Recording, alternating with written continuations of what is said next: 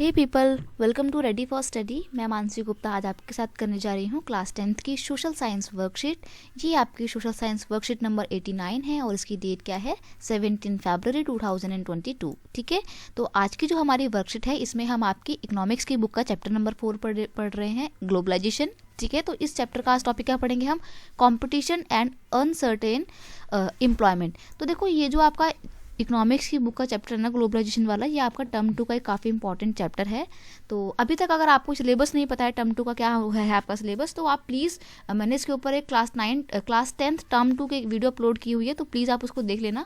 इस वीडियो के डिस्क्रिप्शन में भी मैं आपको टर्म 2 की सिलेबस वाली वीडियो का लिंक दे दूँगी, तो प्लीज़ आप उसको देख लीजिए और जो जो चैप्टर मैंने उसमें बताए हैं अपनी कॉपी में या बुक में लिख लीजिए, मार्क कर लीजिए और उन्हीं के अकॉर्डिंग अपने आप प्रिपरेशन स्टार्ट कर दीजिए। ठीक है, एक और बात मैं आपसे बोलना चाहूँगी कि क्या आपके एग्ज़ाम जो 26 अप्रैल से हैं उसके लिए आप एक क्रैश कोर्स चाहते हैं जिसमें मैं आपके लिए एसएसटी का पूरा सिलेबस 2 महीने में कवर करूं।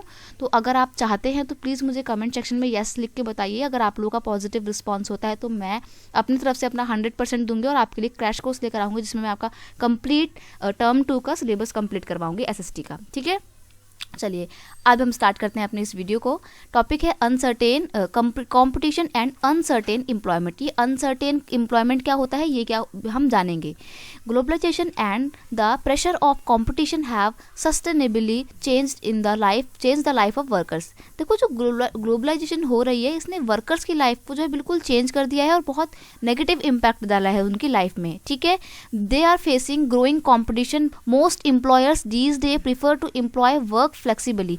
अब क्या होने लगा है, जब कंपटीशन का ज़माना है तो जो एम्प्लॉयर्स है ना, जो नौकरी पर रखते हैं लोगों को, एम्प्लॉयज़ होते हैं वो जो नौकरी करते हैं, एम्प्लॉयर्स वो जो नौकरी देते हैं। तो जो मालिक टाइप के लोग होते हैं, ठीक है, बिजनेसमैन जो एम्प्लॉयर्स होते हैं वो क्या करते हैं, आज के टाइम पे उनको एम्प्लॉयमेंट चाहिए लेकिन फ्लेक्सिबल एम्प्लॉयमेंट चाहिए।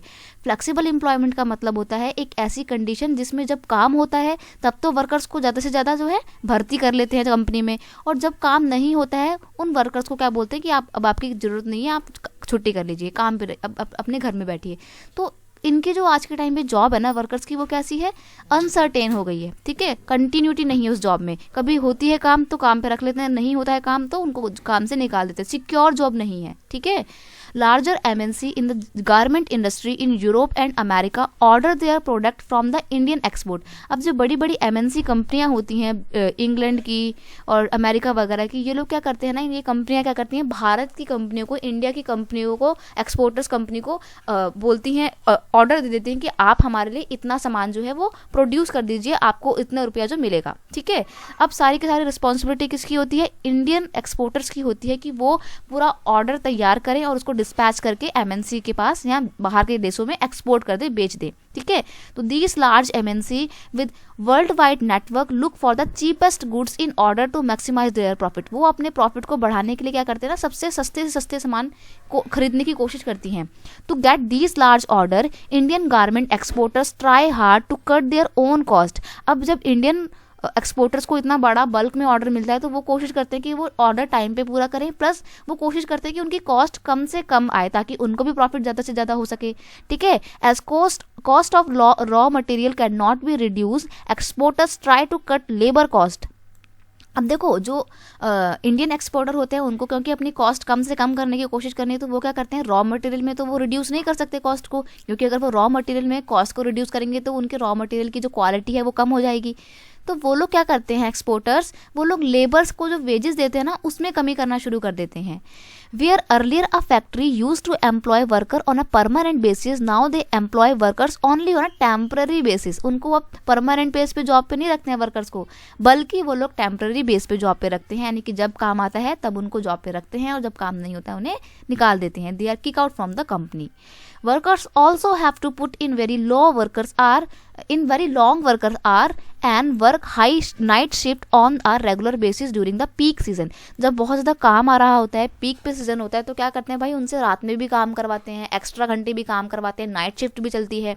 ठीक है, अब क्योंकि जो वर्कर्स लोग हैं उनका वेजेस बहुत कम होता है, वो बेचारे इस ओवर टाइम को करने के लिए भी रेडी हो जाते हैं ताकि they can meet their end meets. ठीक है, they can complete their end meet, यानी कि महीने का जो पूरा खर्चा है उसको निकाल सकें। ठीक है,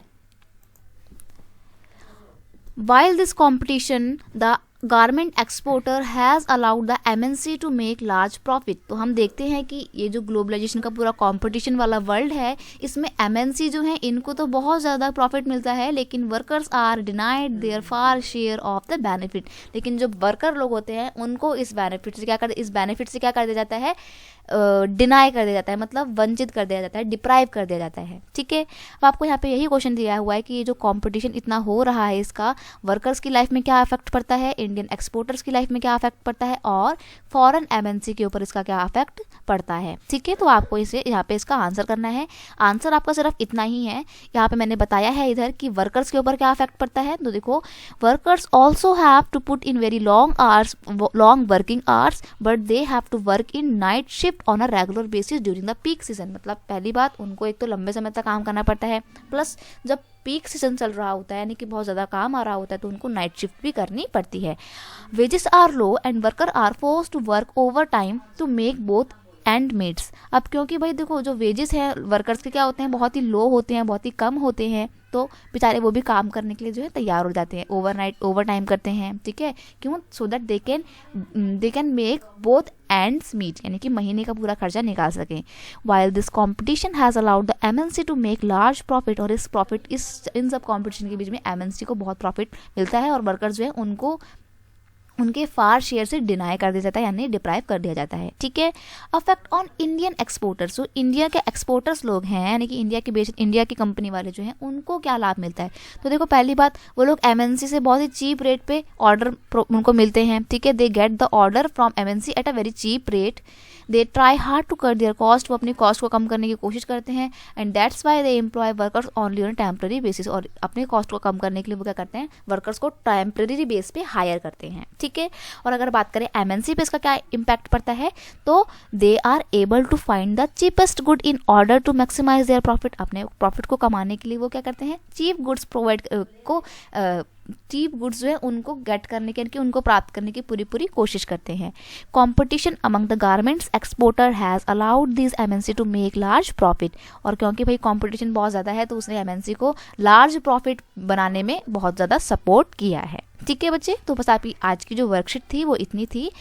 जो मैंने आज आपको पढ़ाया ना, आप में से बहुत से बच्चे उसको अपनी रियल लाइफ से भी रिलेट कर पा रहे होंगे। आप अपने आसपास में, अपने खुद के घर में देखे होंगे कि कैसे मजदूरों की हालत बहुत ज़्यादा ख़राब है। ठीक है, मालिक वगैरह जो हैं, कंपनी के बिजनेसमैन ओनर जो है, वो कैसे खून चूसने पर बिल्कुल लगे पड़े हैं। ठीक है, तो ये बहुत ही एक सैडेस्ट परिस्थिति है, सिचुएशन है, सर्कमस्टेंसेस है इंडिया में जो आज प्रिवेलेंट है ड्यू टू द ग्लोबलाइजेशन। ठीक है, तो बस आपकी आज की वीडियो को हम यही खत्म करते हैं। वीडियो अच्छा लगता है प्लीज़ इसे अपने दोस्तों के साथ शेयर कीजिए, वीडियो को लाइक कीजिए, कमेंट करके बताना वीडियो कैसा लगा। Thank you so much.